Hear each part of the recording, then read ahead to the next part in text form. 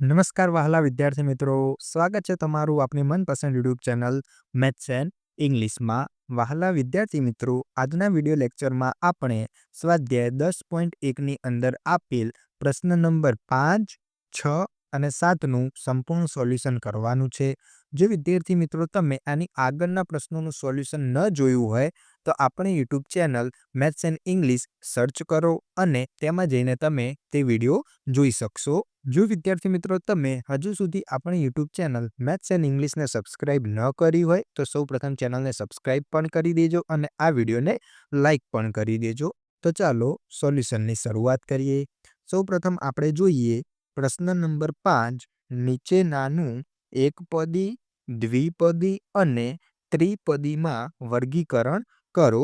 તો આપણે ક્રમ લખી દીધો છે, ત્યારબાદ પદાવલી લખી છે અને હવે આટલે વર્ગીકરણ એટલે કે આ એકપદી છે, દ્વિપદી છે કે ત્રિપદી છે તે આપણે અહીં લખીશું. હવે પ્રથમ છે 4y - 7z. હવે એકપદી કોને કહેવાય? તો જે પદાવલીમાં માત્ર એક જ પદ હોય. દ્વિપદી એટલે જેમાં બે પદ હોય અને ત્રિપદી એટલે જેમાં ત્રણ પદ હોય. તો આ પ્રથમ જે પદાવલી છે એમાં કુલ કેટલા પદ છે? 1 અને 2 એટલે કે બે પદ છે. તો તેને શું કહીશું આપણે? દ્વિપદી. તો આપણે લખી દઈએ દ્વિપદી. ત્યારબાદ y². તો આ તો એક જ પદ છે તો અહીં આવશે એક પદી. ત્યારબાદ x + y - xy. હવે આ એક પદ, બે પદ, ત્રણ પદ. તો આમાં ત્રણ પદ છે તો અહીં આવશે ત્રિપદી. ત્યારબાદ 100. આ કેટલા પદ કહેવાય? એક જ પદ કહેવાય એટલે અહીં આવશે એક પદી. ત્યારબાદ AB - A - B એટલે કે એક પદ, બે પદ ને ત્રણ પદ. તો અહીં આવશે ત્રિપદી.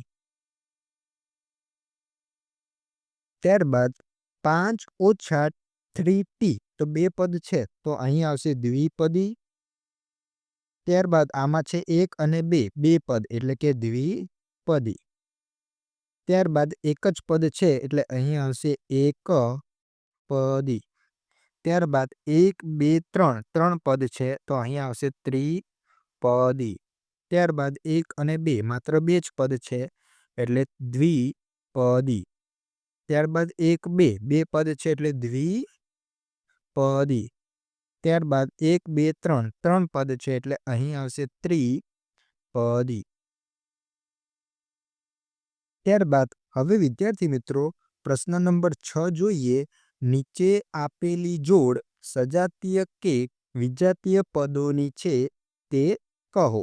હવે અહીં આપણને જોડ આપેલી હશે તે સજાતીય છે કે વિજાતીય તે કહેવાનું છે. તો આપણે સમજી લઈએ સજાતીય એટલે શું અને વિજાતીય એટલે શું. તો કે જે પદો આપેલા હોય તેમાં જો એક સરખા ચલ હોય તો તેને સજાતીય કહીશું અને ચલ અસમાન હોય તો તેને વિજાતીય પદ કહીશું. આપણે આના આધારે સમજી લઈએ. તો પ્રથમ જોડ છે 1 અને 100. આમાં ચલ કેવા છે? ચલ જ નથી. તો જેમાં ચલ જ ના હોય તેને હંમેશા આપણે સજાતીય જ કહીશું. તો અહીં લખી દઈએ સજાતીય. ત્યારબાદ -7x અને 5/2y. તો આમાં તમે જોઈ શકો છો બંનેમાં ચલ કયા છે? x અને x એક જ જેવા ચલ છે તો આને પણ શું કહીશું? સજાતીય. ત્યારબાદ -29x અને -29y. આ બંનેમાં ચલ કયા છે? x અને y. શું એક જેવા ચલ છે? ના. તો આને કેવું પદ કહીશું? વિજાતીય.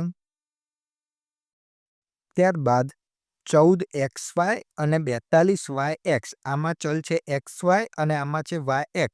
પરંતુ બંને કેવા છે? સરખા જ છે, ખાલી આ આગળ પાછળ લખ્યું છે. તો આને કહીશું સજાતીય. ત્યારબાદ 4m² p અને 4mp². હવે જુઓ આમાં m² છે જ્યારે આટલે p² છે તો અલગ અલગ છે તો આટલે આવશે વિજાતીય. ત્યારબાદ 12xz અને 12x² z². આમાં તો xz જ છે જ્યારે આમાં શું છે? x² અને z² છે તો આ પણ કેવા છે? અલગ અલગ. તો લખીશું વિજાતીય. હવે પ્રશ્ન નંબર 7 જોઈએ. નીચેનામાંથી સજાતીય પદ શોધી કાઢો. જેમાં એ નંબરમાં કેટલાક પદો આપેલા છે આમાંથી આપણે સજાતીય પદ શોધવાના છે. તો સૌથી પહેલા -xy².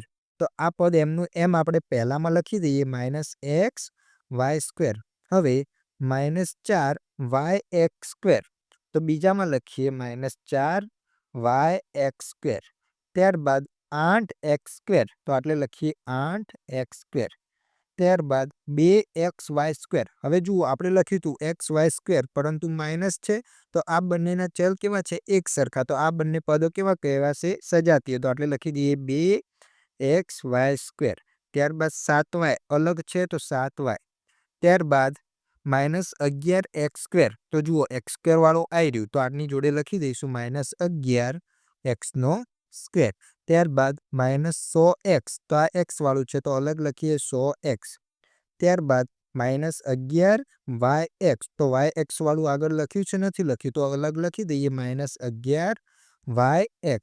ત્યારબાદ 20x²y. હવે x² વાળું આવી રહ્યું, તો આટલે લખી દઈશું 20x²y. ત્યારબાદ -6x². હવે x² વાળું આવી રહ્યું, તો આટલે લખી દઈએ -6x². ત્યારબાદ એકલો y છે તો આવી રહ્યું y વાળું, તો આટલે y. ત્યારબાદ 2xy. હવે xy વાળું પદ કશે આપણે લખ્યું છે? તો કે xy વાળું આવી રહ્યું, જુઓ yx આગળ પાછળ હોય તો ચાલે, તો આપણે લખી દઈશું 2xy. હવે 3x. તો x વાળું આવી રહ્યું, જુઓ તો આની જોડે આવશે 3x. તો તમે જોઈ શકો છો અહીં જે સજાતીય પદોની જોડી હતી તે આપણે લખી દીધી છે. હવે તેની અંદર બી નંબરનો દાખલો છે, જેમાં પણ કેટલાક પદો આપેલા છે. આમાંથી સજાતીય પદો આપણે અલગ કરીને અહીં લખી દઈશું. તો સૌથી પહેલા 10pq.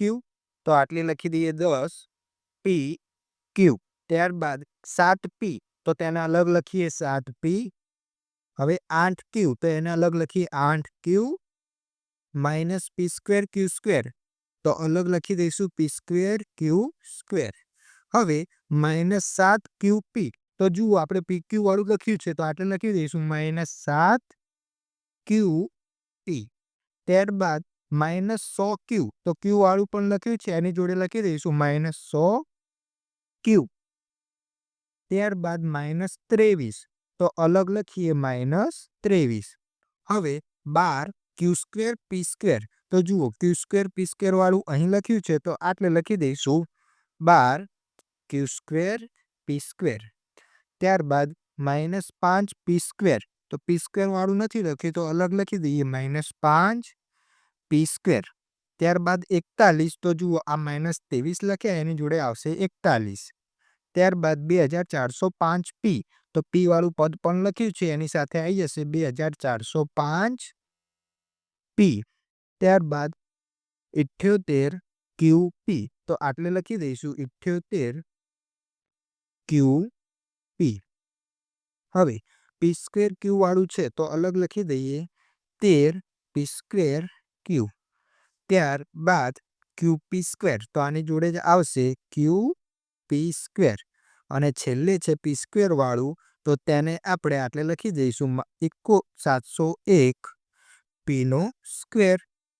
તો વિદ્યાર્થી મિત્રો, અહીં આપણે સ્વાધ્યાય 10.1ની અંદર તમામ પ્રશ્નોનું સોલ્યુશન પૂર્ણ કરીએ છીએ.